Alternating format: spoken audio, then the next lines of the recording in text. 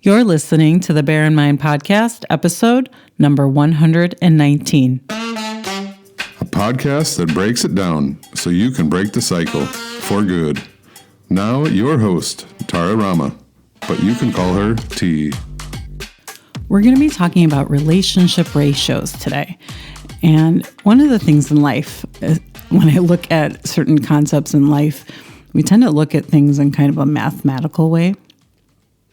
We often look like, oh, there's work-life balance. Maybe that should be 50-50. And we look at relationships as 50-50.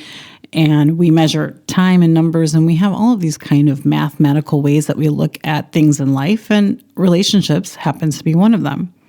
And one of the things that I've been taught, and I think that society and the culture I was brought up in with this, which is a South Asian culture, is that relationships are 50-50. And oftentimes, even in a parent-child relationship, especially in the family that I grew up in, is that the parent gives to the child, and when the child is older and becomes an adult, then takes care of the parent. So the parents first take care of the child, and then the child gives back to the parents, so that there's this, in the end, 50-50 in a give and take sort of way. And I think it comes up in very different ways in songs. There's that song, Always 50-50 in Relationships. And it's subtle. And I think that, at least I want you to, for the next 10 minutes, let go of that 50-50 concept. And only consider it for the next 10 minutes. Think of the ratio as 100 to 0 in your relationships. In any relationship, you can pick any relationship. If you're thinking about your children, if you're thinking about your partner, if you're thinking about the relationship with yourself, that relationship ratio could be 100 to 0%. And that thinking about the ratio in that way might actually create amazing relationships in your life. So I am a person that kept score. In fact, I would think, well, what is the appropriate amount of give and take in relationships and friendships, in your romantic relationships? I give, and then all of a sudden, okay, I've been giving too much. I feel like I've become a doormat, and I haven't received anything back. And it almost seems like if we look at it this way, it helps us maintain boundaries. And that's kind of the first objection that I hear is like, well, if I do 100%, then I'm giving 100%, and then I end up becoming like this doormat. And that's not what I mean by 100%. What I mean is that the 100% is that the relationship, your power in that relationship is 100% yours. Your ownership in that relationship is yours. And you can still have boundaries, and you can still walk away. You can still do all those things. But in the end, there's no expectation of that other person. So if you let go of that other 50%, that expectation, the part where they give back to you, and you drop all of that, what are you kind of left with? You wouldn't be angry if they didn't do something, if they didn't pick up their shoes in the hallway. You wouldn't be angry, resentment, judgmental. You can just go about and actually get to a point where you accept that person, which is ultimately kind of, if you think about it, that's what all of us want, right? Oh, I just want to be accepted. And you would be offering that to that other person. I have no expectations in this relationship. I'm going to show up 100% how I want to show up in this relationship. And that does include showing up with your own boundaries. 100% doesn't mean 100% giving all the time. 100% means what is the way you want to show up in that relationship. And then that's on you. And then how the other person shows up is on them. And there's no expectation, meaning if they don't do something, then it's punishment towards them, it's anger towards them, it's all of that stuff. And I'll give you a really, I think, a common example.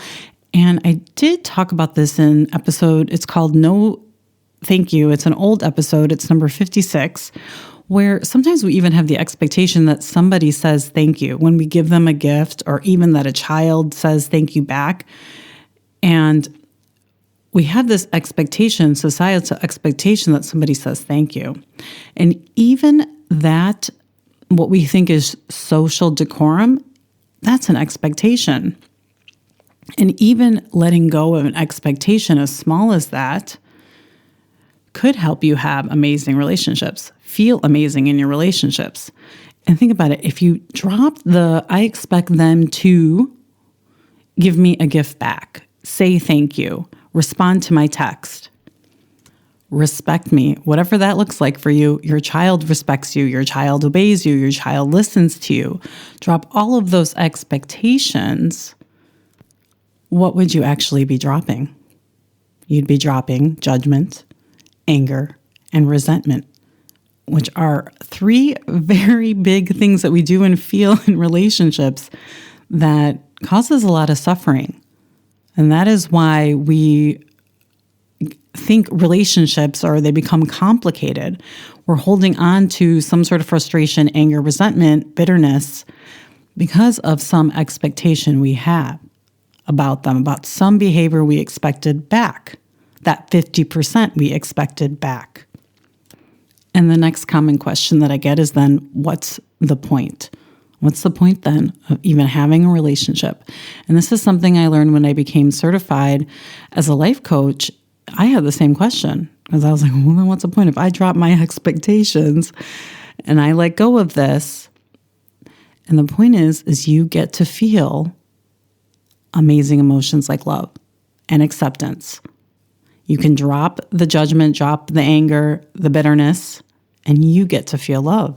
That is the point of relationships. You get to feel that amazing emotion of love, because when you think of something, and think of something that's easy to love right now, your automobile, your kid, your pet, your dog, your cat, your hamster. Think of something that is so easy for you to love and think how good that feels. That feels amazing. When I think of my kid, it's like instant, and I feel that. And then I get to then transfer that to people I meet, to acquaintances, to friendships, to my husband. I get to transfer all of that unconditional love, and I can drop all of that other stuff. I can drop the resentment because I've dropped the 50%. I dropped the 50% of expectations. And then it comes back to the very first thing that we talked about, is having boundaries. And it doesn't mean that when you let go of the anger, it doesn't mean you don't walk away from people that you don't want to spend time with anymore.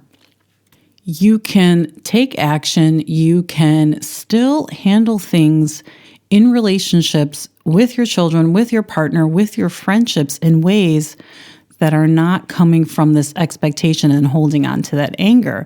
If they don't respond to your text, you can then let it go and not be angry about it. You can be like, okay, I didn't expect it back. And then decide what you want to do from there, but not coming from this place of, I've been wronged. I'm angry that they did this to me. You can just be like, okay, they didn't respond. They didn't listen to me. And I'm going to tell you, it's not easy. It takes work. And I'm going to tell you how to get started. So one of the places, and I'm working on this on a day-to-day basis with each person. And where I start small with somebody. And I don't go into, I need my kids to respect me, or I need them to listen to me. Sometimes I think in our more daily, intimate relationships, some of those expectations can be at first quite challenging to let go of those some expectations. But if you can get some distance, and it could be maybe with an acquaintance, with a friend, with somebody you know online, where there's a little bit of distance, and see where you have some of those expectations. Is it that they say thank you? Is it that they respond to your text, that they're responsive? So start somewhere like that. Start somewhere where there is just a little bit of distance, and you'll be able to see what that does. When you let go of some of those expectations of how other people behave, there is something you can start to see. It's a little bit of letting go of the expectations that you have of yourself. And it doesn't mean you don't show up the way you want to. It means that you're not hard on yourself when you make a mistake, or you don't shit all over yourself and you don't go, and you look to how you behaved and you replay that whole tape in your head and like look at all your mistakes and drag it out. Instead, you can be like, okay, maybe I didn't show up how I expected, and I can accept that in the same way that maybe somebody else didn't show up how you expected, and you can accept that too. Because when you let go of that other 50%, you're the one that ends up with that 100%.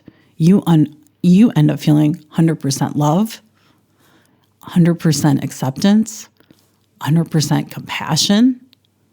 And that's where amazing relationships come from. That's all I have for you this week. I'll check back with you next. Thanks for listening.